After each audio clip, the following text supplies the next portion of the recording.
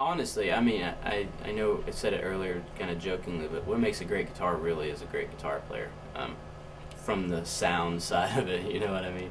Uh, I mean, I've seen some awful guitars sound pretty good when the right guy's playing it. Yeah. But from a construction standpoint,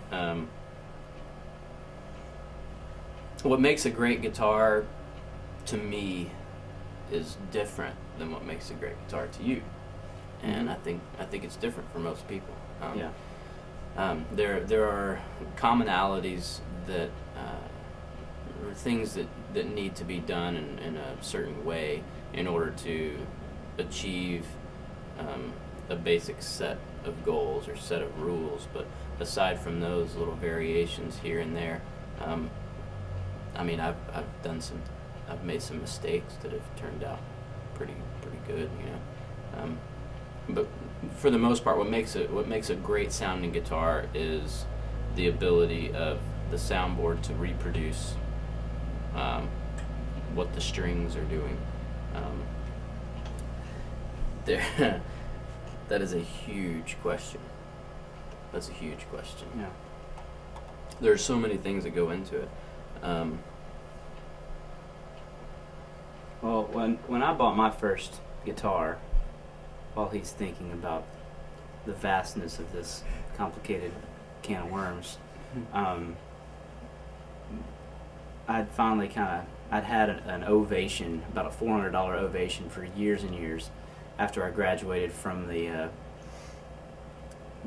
Memphis Electric when I was a teenager, and finally it was time for me to kind of upgrade, and I sold a '67 Mustang so I could get the money together to buy this guitar, and I spent an entire day. I woke up early. I was in college. I woke up early on a Saturday morning in Nashville, Tennessee, where there are as many guitar shops and churches as there are, restaurants, and so I spent an entire day going from shop to shop to shop, pawn shops, used music places, boutique places, and I played, guitars ranging from $80 to, $8,500, and it took me 9 hours of hunting and playing to finally find that one that had light shining down from above, and angels were singing, and it just so happened it was also a $3,000 guitar, and it was a George Loudon. But the thing that struck me about that guitar was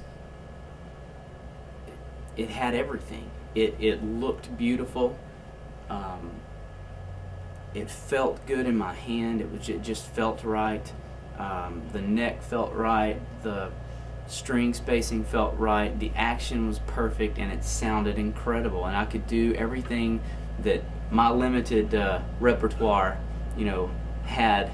I tried to attack the guitar with everything I had, and it responded to everything. And so for me, that was the definition of a great guitar. It did everything that I asked it to do, and it looked awesome, and it sounded awesome doing it. But like Cory said a while ago, a great player, as funny as that sounds, I think a great player does a lot for a guitar, whether it's a piece of crap or not. It could be a $25 pawn shopper. Yeah. And, And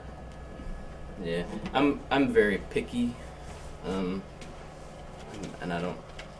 I guess when it comes to guitars, I don't think I'm very easily satisfied really either. So I don't know.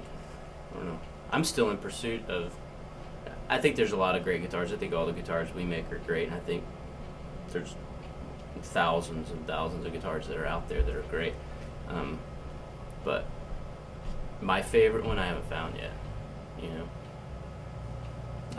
and I doubt I ever will. I'm probably just too picky, especially when it comes to our stuff. I'm too picky. But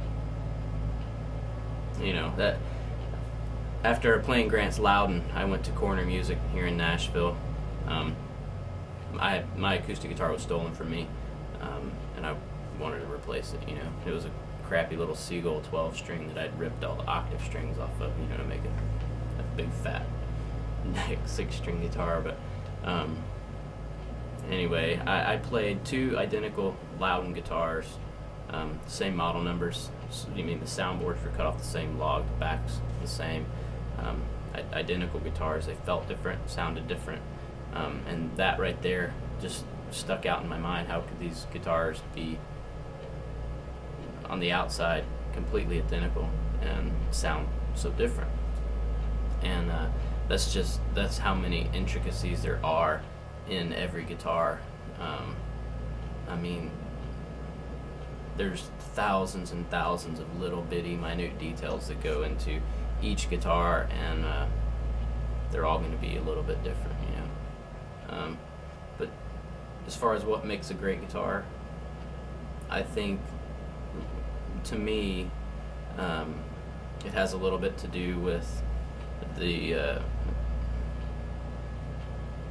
argument of man-made versus machine-made. A lot of guys think that the thing that makes a great guitar is that it's 100% handmade. I don't buy that.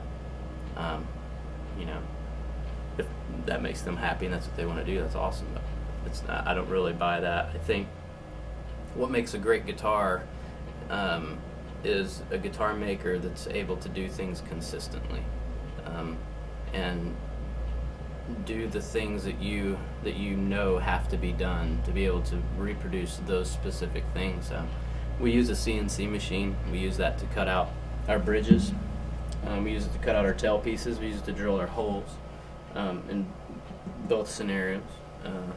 I use it to radius the fretboards, to cut the fret slots, those type of things that are absolutely critical as far as placement and whatnot.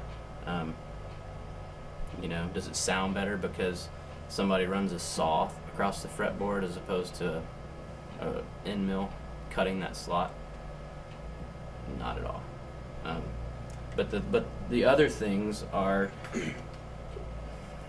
just the attention to detail, and that's why I love building guitars pretty much one at a time. There's certain steps I'll do where I'll do quite a few at a time, but like bending sides, I may take a day and bend just a ton of sides, and that kind of stuff. But as far as the critical details, fitting necks, bracing, the binding, all of those things, they're critical, and they all have to do with how tight that guitar is.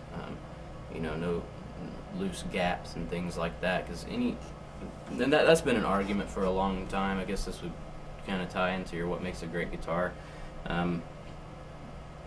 Obviously, it's just my personal opinion, but there's been an argument for a long time between the difference of a guitar that has a bolt-on neck or a mortise and tenon neck. Some people go even further and say it has to be dovetailed, or some people say it has to be dovetailed and bolted and blah blah blah, whatever. You can only get that joint so tight, and that is the key, is getting it tight. Anywhere that there's a chance for the energy of this string to get lost somewhere else other than the soundboard reproducing it, any extra vibration, you're going to lose sustain, you're going to lose a little tone, and all of those things. So it's the critical attention to detail and the little bitty things like that, that make a great guitar. It really is. It's no one thing, and all of the little things that do make a great guitar are going to be different to every guitar maker, depending on how they decide to build their guitars. Well, and define great. Yeah, we have totally different opinions of. Yeah, we do. We totally disagree. The guitars that he likes. And he's the tone, wrong. Yeah, right. He's wrong. Yeah, the guitars that he likes, as far as tone, we're just at the opposite ends of the spectrum. Everything from the action to the feel of the neck to tone woods. Probably the only thing that we're really alike on is that we both like really figured, crazy looking wood as opposed to boring. Mm-hmm. But we're also minimalists in terms of how fancy you have to go with all the bindings and all the Yeah. crazy pearl vomit, all that stuff. No thanks. You know, Yeah. we agree on that, but That's what my uncle calls a But- jewelry store guitar. yeah, but he's wrong about everything else.